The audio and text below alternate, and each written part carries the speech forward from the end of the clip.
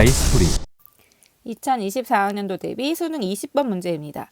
다음 자료에 대한 분석으로 옳은 것은 표는 갑국과 을국의 인구 구조 변화를 비교한 것이다.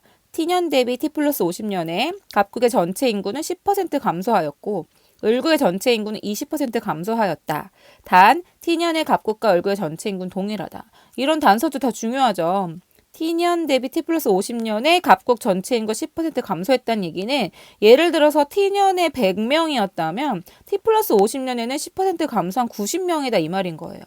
또 을국의 전체 인구는 20% 감소했다라는 거는 T년에 만약에 100명이었다면 T 플러스 50년에는 80명이 되는 거죠. 20% 감소한 거니까.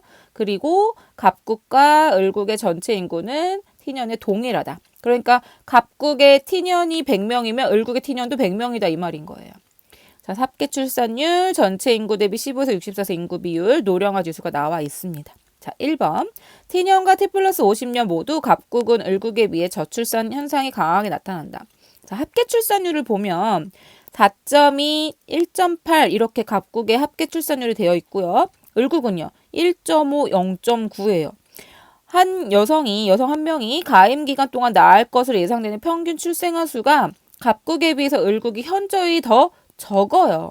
그렇기 때문에 T년과 T 플러스 50년 모두 갑국은 을국에 비해 저출산 현상이 강하게 나타난다가 아니라 을국이 갑국에 비해 저출산 현상이 강하게 나타난다로 고쳐야지 맞겠습니다. 틀렸고요. 2번. T년과 T 플러스 50년에 갑국과 을국은 모두 초고령 사회이다. 자, 초고령 사회는 전체 인구 중에 65세 이상 인구가 차지한 비율이 20% 이상인 사회를 초고령 사회라고 한다라고 나와 있어요. 그러면 우리가 연령대별 인구 비율을 쉽게 볼 수 있는 표가 있다면 이걸 한눈에 알 수 있겠죠. 그거를 선생님이 여기다 가지고 왔는데 이걸 어떻게 구했냐. 자, 보세요, 여러분. 자, 이 표를 통해서 어떻게 이렇게 이동을 하는지. 자, 전체 인구 대비 15에서 64세 인구 비율이 50%다. 갑국의 T년부터 한번 해볼게요.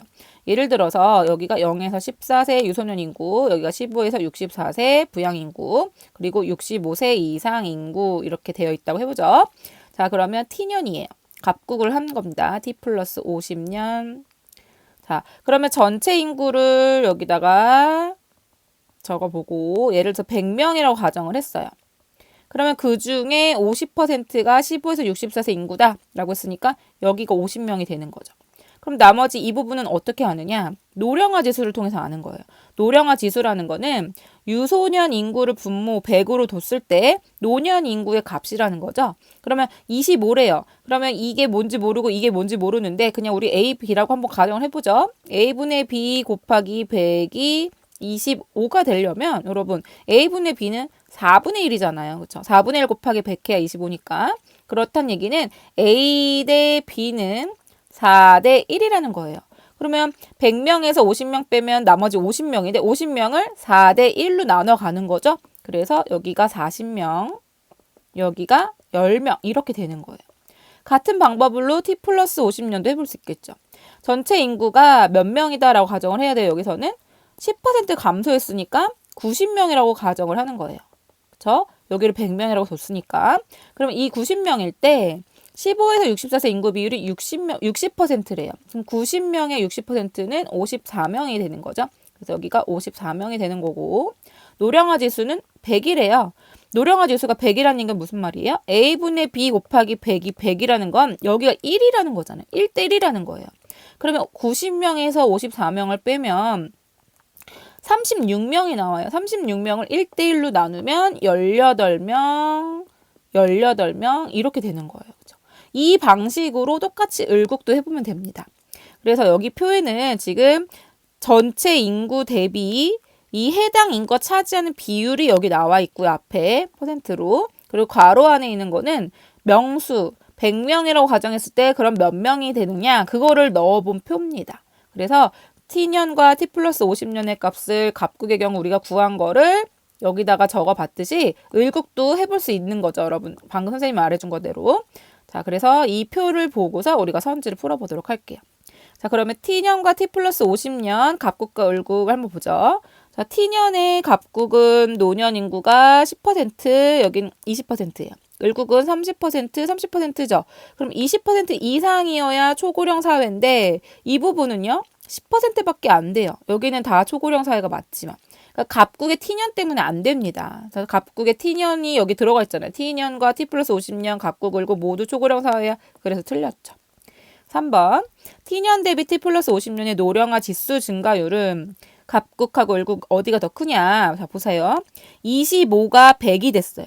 그러면 25가 100이 된 거는 증가율이 어떻게 돼요? 25분의 이거 증가분이 75죠. 그럼 25분 75 곱하기 100이에요. 약분하면 3이죠. 그러니까 300% 증가한 거예요.